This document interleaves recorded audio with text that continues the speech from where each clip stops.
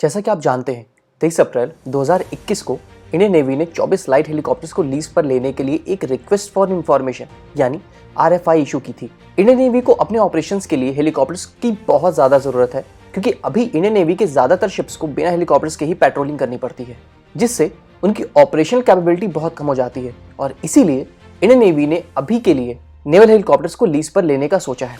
आज के इस गार्डिंग इंडिया के वीडियो में हम आपको इंडियन नेवी के इस नए हेलीकॉप्टर लीजिंग प्रोग्राम और उन हेलीकॉप्टर्स के बारे में बताएंगे जो कि इस टेंडर में पार्टिसिपेट कर सकते हैं।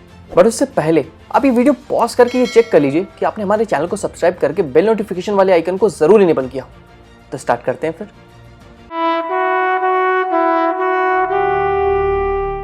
इंडियन नेवी के इस नए टेंडर के बारे में बात करने से पहले मैं आपको ये बताना चाहूंगा कि इंडियन नेवी को इन नए लाइट हेलीकॉप्टर की जरूरत क्यों पड़ी।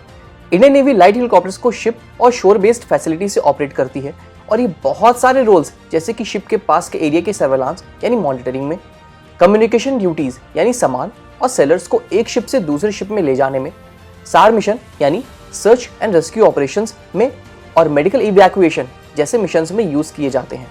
अभी इंडियन नेवी के पास हाल चेतक लाइट हेलीकॉप्टर है जो कि 1960s में बने थे और अब बहुत ही पुराने हो चुके हैं।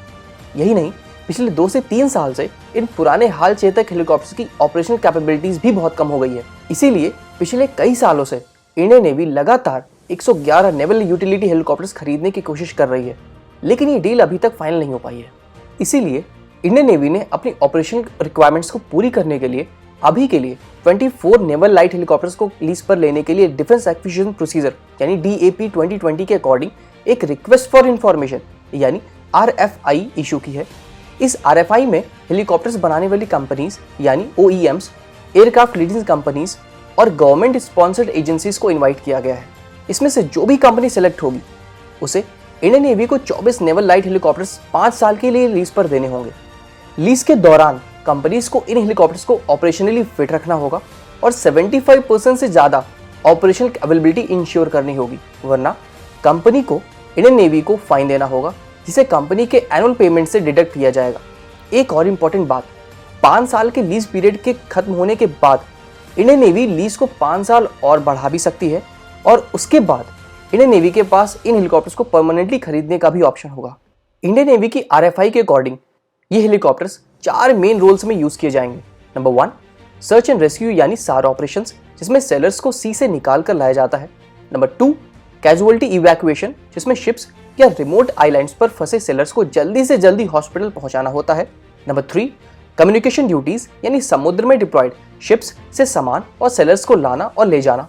Finally number 4, low intensity maritime operations यानी LIMO जैसे कि पायरेट अटैक्स और किसी भी सस्पिशियस या टेररिस्ट बोट्स को रोकना होता है। अब बात करते हैं उन रिक्वायरमेंट्स की जो कि इन 24 लाइट हेलीकॉप्टर्स पर लगे होंगे। इस RFI में हेलीकॉप्टर कॉन्फ़िगरेशन को ग्रीन कॉन्फ़िगरेशन कहा गया है। इंडियन नेवी के टेंडर में पार्टिसिपेट करने के लिए किसी भी यूटिलिटी हेलीकॉप्टर्स में सबसे पहले एक वेदर राडार होना चाहिए जिसमें ऑटोमेटिक टारगेट डिटेक्शन कैपेबिलिटी भी होनी चाहिए ताकि ये एनिमी शिप्स को दूर से आइडेंटिफाई कर सके। इसके साथ ही इसमें एक इलेक्ट्रो ऑप्टिक इंफ्रारेड पेलोड होना चाहिए जिससे ये कम विजिबिलिटी में भी आसानी से टारगेट को देख सके। शिप्स और शोर बेस्ड फैसिलिटीज से ऑपरेट करने के लिए इसमें एडवांस नेविगेशन इक्विपमेंट जैसे इंस्ट्रूमेंट लैंडिंग सिस्टम यानी ILS, VHF omni direction radio range यानी VOR और रेडियो या राडार अल्टीमीटर लगा हो। कम्युनिकेशन के लिए इन हेलीकॉप्टर्स में VHF और UHF रेडियो सेट्स होंगे और अपने एयरक्राफ्ट और शिप्स को पहचानने के लिए इसमें आइडेंटिफिकेशन फ्रंट ऑफ फोर यानी IFF ट्रांसपॉन्डर और ऑटोमेटिक आइडेंटिफिकेशन सिस्टम यानी AIS रिसीवर जैसे ऑटोमेटिक सिस्टम भी होंगे। सर्च एंड रेस्क्यू ऑपरेशन के लिए इसमें एक डायरेक्शन फाइंडर, रेस्क्यू होइस्ट और इमरजेंसी फ्लोटेशन गियर लगा होता है जिससे ये सेलर्स को डायरेक्ट पानी से उठा सकते हैं। दिन, रात और किसी भी मौसम में फ्लाई करने के लिए इन हेलीकॉप्टर्स में नाइट विजन गॉगल्स यानी NVG इनेबल्ड कॉकपिट होगी। इतना ही नहीं, अगर कभी इन हेलीकॉप्टर्स का एक्सीडेंट हो जाए तो ये अपने रेस्क्यू के लिए डिप्लॉयबल इमरजेंसी लोकेटर ट्रांसमीटर यानी ELT सिस्टम को यूज करेंगे जो कि हेलीकॉप्टर के मुश्किल में पड़ते ही इंडियन नेवी के सभी शिप्स को अपनी लोकेशन भेज देगा जिससे रेस्क्यू का काम बहुत आसान हो जाएगा। और इस हेलीकॉप्टर में एक crew operated 7.62 mm machine gun लगी होगी और 4 मार्कोस कमांडोज को ले जाने और उन्हें किसी भी टारगेट शिप पर लैंड करने की कैपेबिलिटी होगी।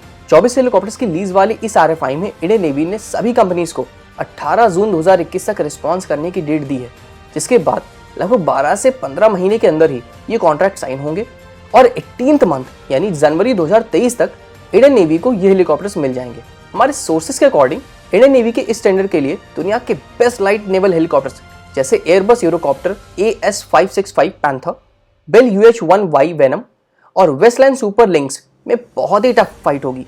आखिर में टीम गार्डिंग इंडिया की तरफ से मैं आपको ये बताना चाहूंगा कि इंडियन नेवी के इस लाइट हेलीकॉप्टर रिलीज प्रोग्राम में टाइम बहुत ही कम है, क्योंकि इंडियन नेवी को इन हेलीकॉप्टर्स की बहुत ज्यादा जरूरत है और हम ये उम्मीद करते हैं कि इंडियन नेवी का 24 नेवल हेलीकॉप्टर रिलीज पर लेने का ये प्रोग्राम सक्सेसफुल होगा। आपके अकॉर्डिंग इंडियन नेवी के इस टेंडर में कौन कौन से नेवल हेलीकॉप्टर्स पार्टिसिपेट करने चाहिए, हमें कमेंट्स के माध्यम से जरूर बताइएगा।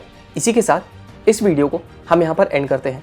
वीडियो अगर अच्छी लगी हो तो वीडियो को लाइक, शेयर और चैनल को सब्सक्राइब करना बहुत इंपॉर्टेंट है। हम इसी तरह आपके लिए डिफेंस रिलेटेड वीडियोस लाते रहेंगे। मिलते हैं आपसे जल्दी एक नई वीडियो में। जय हिंद।